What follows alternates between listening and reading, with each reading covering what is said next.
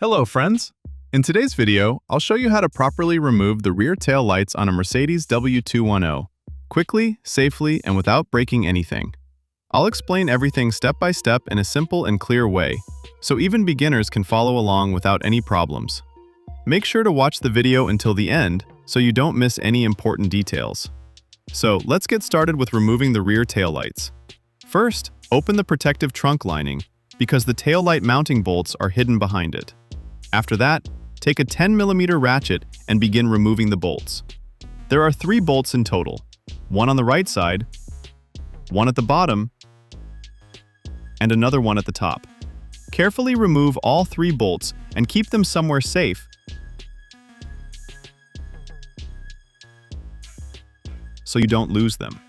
Once the bolts are removed, you can disconnect the wiring plugs. They come off pretty easily.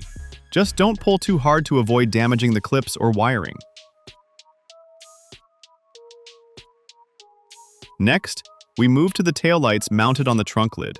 To remove them, you'll also need to unscrew the mounting bolts. Again, use a 10mm ratchet. Don't forget about the 3rd hidden bolt inside. Many people miss it, and that's why the taillight doesn't come out easily.